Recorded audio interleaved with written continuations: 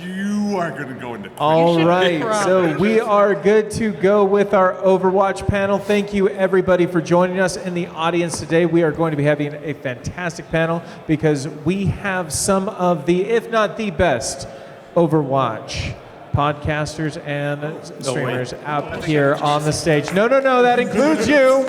You do not get to go anywhere. So, without any more ado, I will turn it over to Totemlydrunk, and let's enjoy some Overwatch. All right, hello everyone, and welcome to the Calm Before the Storm, powered by Wowhead 2019 Overwatch panel. I am your moderator, Totemlydrunk. I do quite a few projects within the Overwatch scene. If you guys are looking for any content, in particular, if you're looking for Overwatch stuff, I do Overwatch Recall, which is our podcast directory. And then I mainly host Heroes Never Die, along with the person next to me, Edanar. I also do Overwatch League Network, as well as OWL by the Numbers, which currently right now, since there's no Overwatch League, is on hiatus, but that will be back in February. So joining me tonight, I got a lot of close friends of mine. I've actually had the privilege of working with everyone that is on the panel, whether it is collaborating, doing Fantasy Overwatch League, or currently Fantasy Football. A lot of people might not know this, but a lot of us are really close, and we tend to have a lot of inside jokes that kind of carry on from show to show. And we're just really tight-knit. It's a family and friend. We all joke amongst one another, but let me introduce everyone that is on the panel with me. So next to me, I have Edanar, my co-host from Heroes Never Die. Ed, welcome. Hello, thank you for having me. I co-host Heroes No, Never you're Die just with supposed him. to say hi. Yeah, Don't you start with we're me just now. we're just saying hi and moving on. Fine, hi. Yeah, we only have 45 minutes, Ed, okay? We Hi. can't go 2 hours like we do every week. Next up, we have one of the OG Overwatch podcasters from High Noon, the Blevins. Hi. Way to keep it nice and simple. Yeah, nice, sweet, and to the point. And then we have Ramses from Push the Point, which is a Mash Those Buttons podcast. Hi there. I didn't get a woo. Ed, you don't get a woo. Then we have D from Omnic Weekly. Hello? You might have a little bit of a hard time understanding him, Yeah. but he'll work around it, guys, I promise. And I'm then, a of silly course, European. Sorry about that. of course, we have Melarina from I'll Recap and the Cavalry. Hello. I mean, So tonight we are going to be talking about a couple of different topics. We're going to talk about the Overwatch League, since a majority of us on this panel do cover that on a weekly basis. We'll talk about the World Cup that is started today with the preliminary rounds, and then of course we've got to talk about the future of Overwatch. So first up, guys, we are in the off season of the Overwatch League. There's been a lot of spice, a lot of leaks, some which pretty much 99% of them actually came true. But I want to go down and get what you guys feel like has been the biggest change during the offseason. So we're just going to run down the line and start with you, Ed.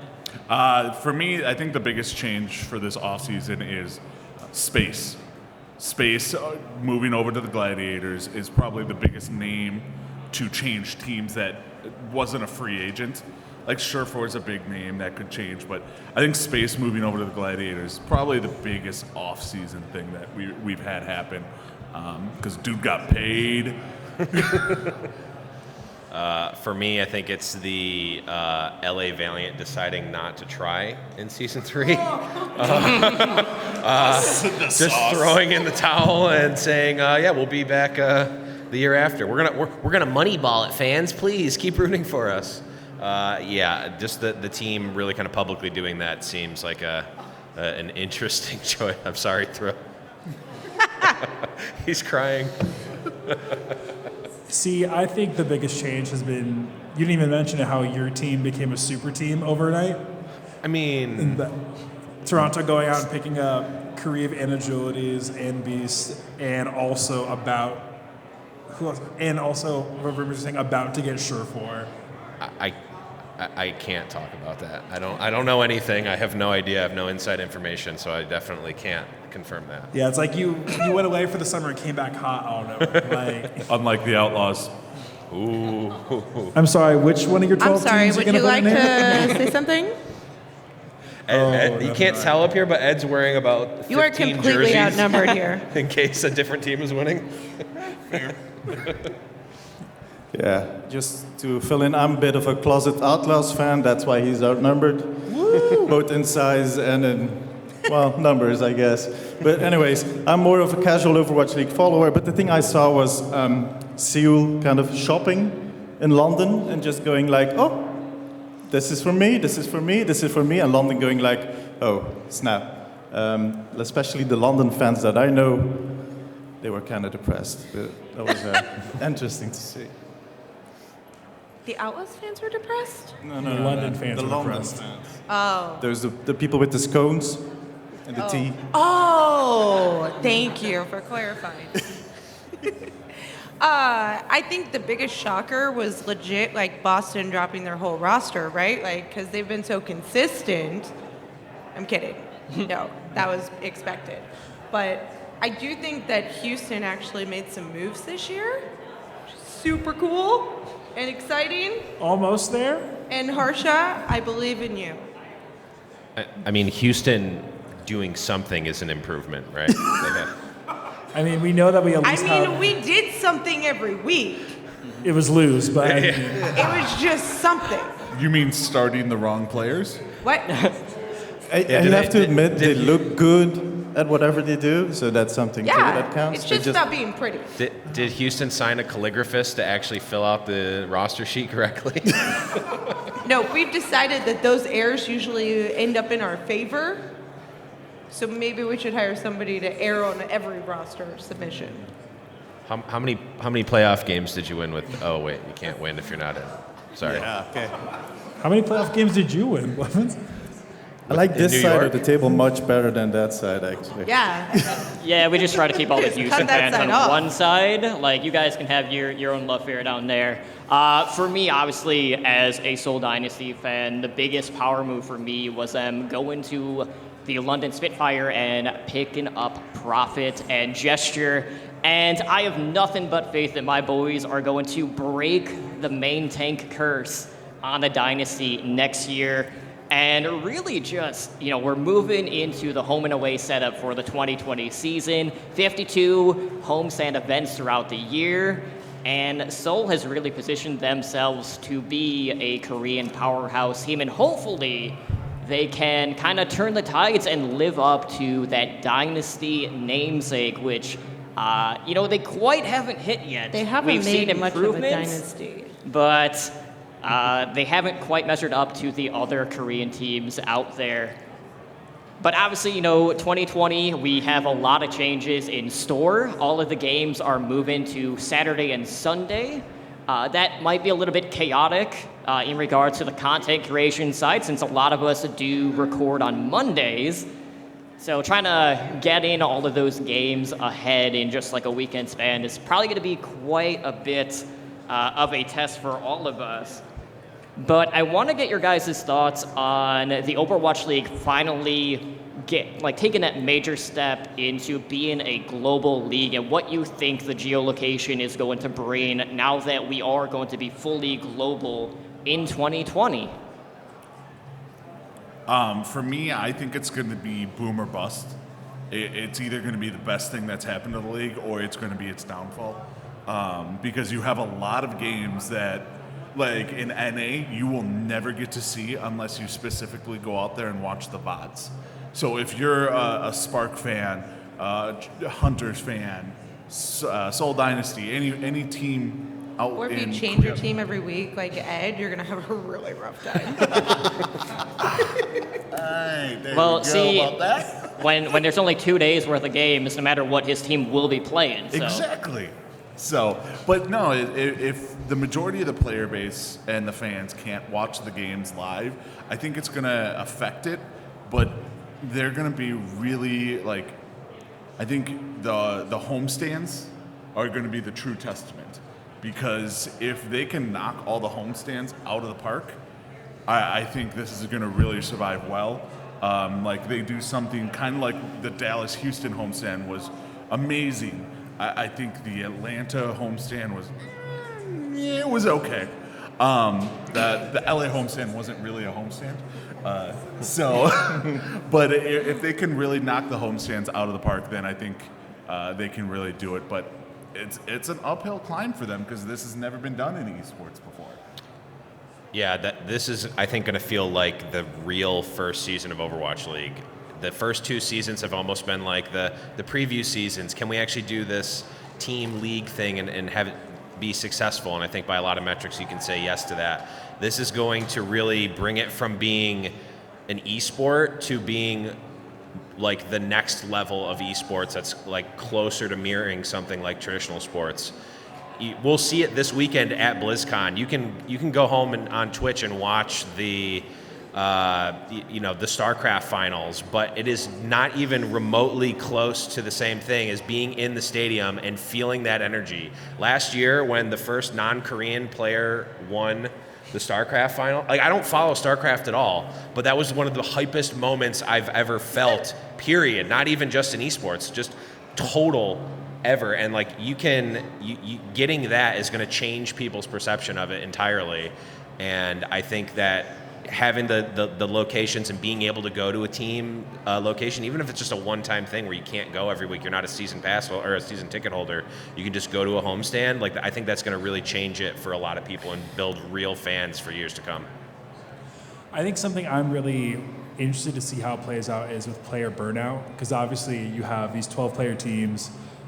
I think when we looked at the schedule, you'd have spurts of where they would be on the road for like a week or two, maybe a week off, 2 weeks, 3 weeks in a row, week off, and you're just going around, you're doing loops pretty much like in traditional sports. And for a lot of these teams where you only have one player starting every single map, or you have maybe on a good day they're switching out with people are going to get really burned out, and I'm really interested to see how it affects the rest of the league. You see already people complaining being burned out just like a year and a half in.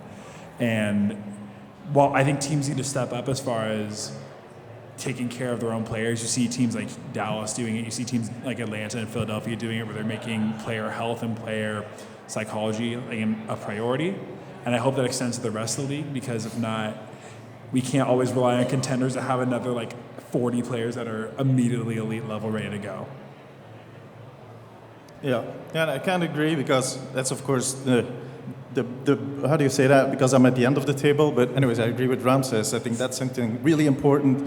Like these players will be under a lot of pressure, and it's only going to get harder from now on. But on the other hand, for a European like myself, for the first time ever, I'll not have to spend 4K just to go watch some Overwatch games. So that's something I'm looking forward to just going to Paris. I can step into my car and actually drive to Paris. Do you step into your car? Yeah, I do. Okay. Yeah, it's a really tall car. Oh, nice. I can do some dance moves while I drive. Yeah. They don't allow me to dance on an airplane. I tried it the way here. That's frowned upon? No, they wanted to kick me out, but it was a bit of a hassle. No, but that's something I'm looking forward to finally get a chance to go there and just take in the atmosphere of an Overwatch League game. So, yeah. All right, well, I don't dance in my car, but I... Come on. I know. I need to Try step it. up my game. I didn't even know that was an option.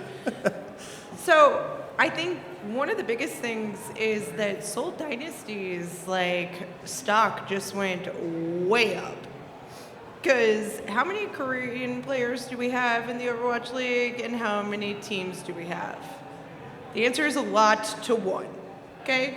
So if you're getting homesick, or if you want to do something else, you probably, like Profit and Gesture, want to go play for the Seoul Dynasty, which is great, cool. Maybe they'll get a couple more teams. But I think you're not going to see burnout the first year. I think the first year is going to be excitement. They're going to get to go to different places, they're going to get to have fun, and it's going to be excitement. And then the second year, I think you're going to start to see some of that burnout kind of sink in, right? Where it's like, okay, well, I've already been there, and now it's not as exciting this time, and now I'm just really tired of traveling, right? And I think you'll see who can and can't do that, but I also think it's been a nice progression to kind of get these players ready for it. I think that Blizzard's done a great job of preparing teams and players for this expansion. Granted, it's never going to be perfect, but I do think that they've helped make it better. Yeah, I think for me, the biggest thing that I'm keeping an eye on is Florida in particular, because we always joke about the fan base of just how few Florida fans there are. You know, we have podcasts like Mayhem Maniacs and casual OWL fans, so we're like, okay, there's 5. So they have like their own little group there, and we're like, well, that's not enough to have like a big parade or anything. So I want to see what kind of draw they're going to get so we could see them to their fullest potential, just so we have an actual idea now. Because obviously, like right now, we really don't know outside of the few markets that they've actually visited. So to go to, you know, all of these different places next year and just seeing like what areas they're selling, what venues are the best place to go to is going to be something to keep an eye on for all of us. And, you know, hopefully somewhere down the line we'll get a little bit more Midwest representation, since that is severely lacking in the Overwatch League, Colorado. unfortunately. I think we need a Colorado team. Nobody wants a Colorado. Throwing it out there. No, not owned by the Broncos. I'm a Chiefs fan, but Chicago or Riot. On that point, though, Totem, I think that we're really spoiled by the LA production. Having had the privilege of being able to go there a couple times, even when it's empty, there's a lot of like pristine quality that goes into that. Right. And then going into, like we saw it with the Valiant homestand as well, where it was like kind of the whole time no one really knew what was going on. Like I think going forward, the production level is going to be really interesting to watch. And for as much as like we want to complain about like it being scuffed or not being good, like in my opinion, that's kind of the best part about esports, is that how just like spur of the moment and spontaneous it is, and how much you have to put it together. So I'm excited for the production next year. And I think it actually, it doesn't need, like not every single game needs to be that like top tier. I mean, obviously they're going to want to put out their best foot forward, but like the Overwatch League is not, like it's changing now because there's so many games being played. The Overwatch League's what the Overwatch League looks like is not the one game that's being played right now. It's evolving, and it's also it's everything that's happening. It's not just like, okay, there's one match to watch and everyone has to watch that match and this is the Overwatch League. It's like, no, I can be a Dallas Fuel fan and only watch Dallas games if I want to. That expectation of having to watch every single game is being lowered right now because you of don't want to be a localization. Dallas Fuel fan, though. I'm using an unrealistic example. Yeah, okay, I get so it, that yeah. no one gets confused. Unrealistic, Yeah, like fantasy the world. Outlaws winning the grand finals. I'm sorry, what? What? We're going to be here all night, Ed, okay?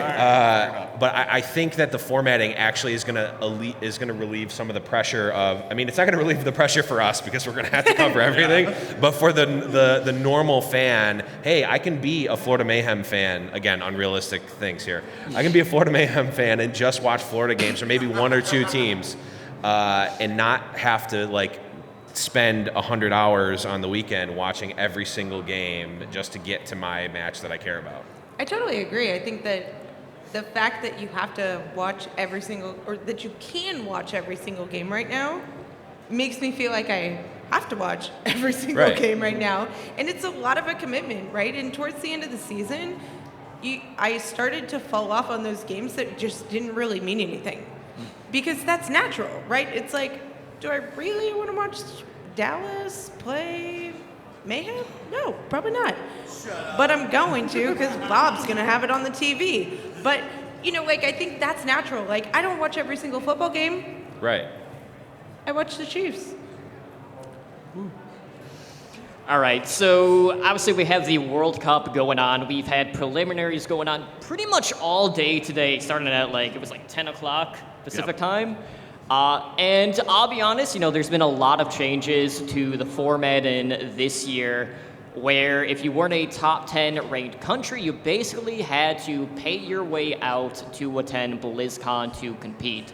So this is the first time that they've done this. Before that, they did a lot of group stages held around the world. So they had qualifiers, and then whoever won would fly out to Anaheim for the event. So I'm going to throw this to Blevins, since this is a completely different look this year. So looking at all the teams that we had this year, we actually had 33 teams make it out to BlizzCon for the event. Now, not all of them are going to be playing in the group stages. That is cut down to 10 teams overall. But what do you feel about the changes that were made this year as opposed to having those 4 group stages for qualifiers and just seeing kind of like the geolocation aspect of that, traveling to like Europe, Korea, holding something in the US? I have mixed feelings about it, actually. I think on the one hand, it felt a little weird because a lot of the news that we got about World Cup in the last month or so was like the teams tweeting, hey, our sponsor backed out, we can't make it, which stinks, obviously. Like they wanted to, we want to be able to see everyone, kind of like the Olympics, and that's kind of like what the World Cup is supposed to be. We want to see the best in the world from all over the world rise up and be able to play.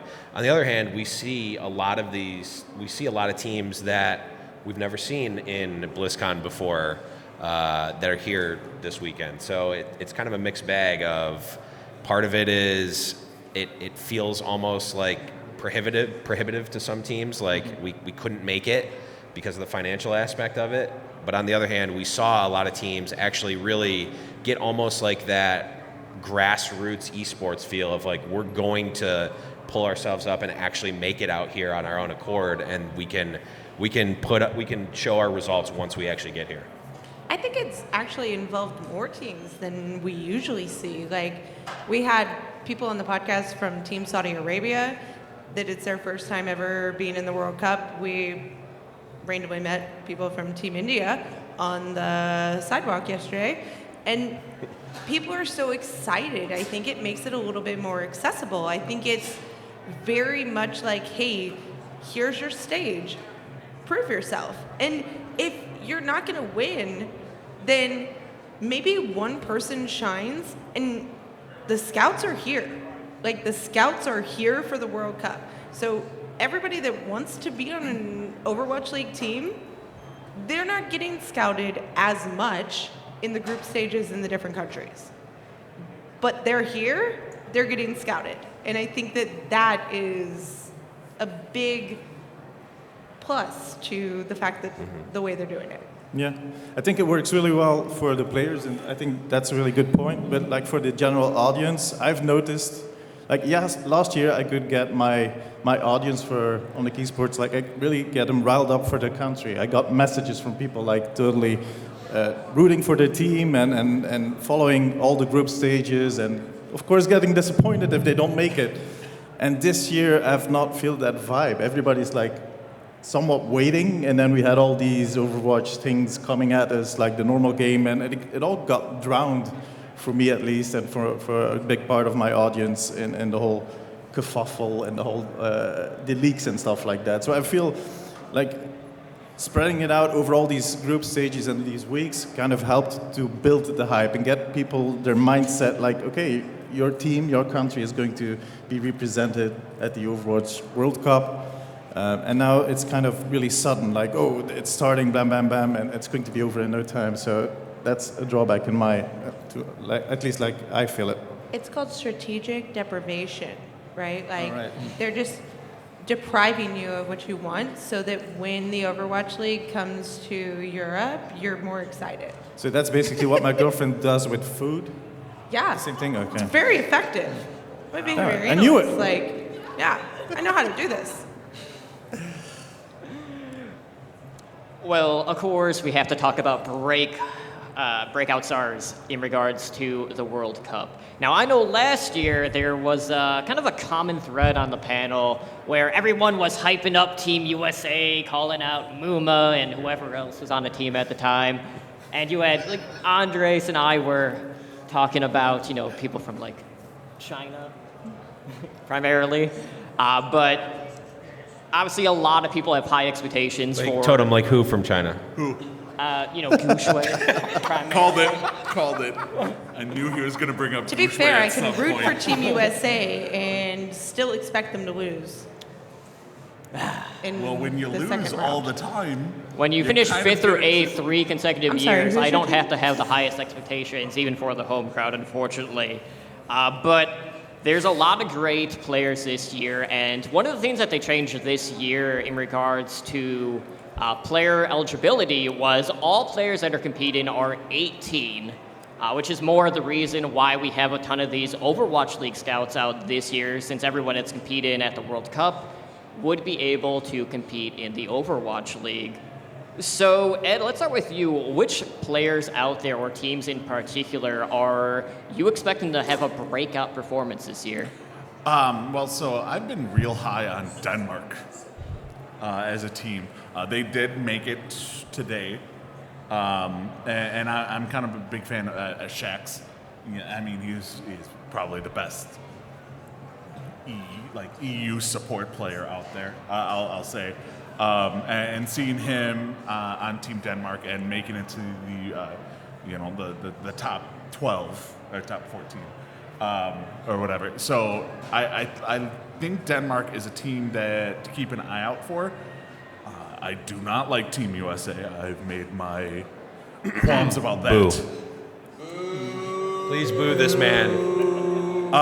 Can anyone Who prove to me invited that him? Team USA has done well in the Overwatch World Cup? There's this thing, They're undefeated. Ed, it's called Let's start looking at my patriotism. phone. You like the country you're from. I like the country I'm from. Doesn't mean that they're good at Overwatch. Blevins, Do you you- expect a man with do 12 you different though? team jerseys to be loyal to one country? I mean, Come on, we're guys. half- I'm from Belgium. That closes any discussion. There's no Belgian team. We have 2 players that are good. Finally, Same here. We have 2 players that are good, and the rest are from the Outlaws.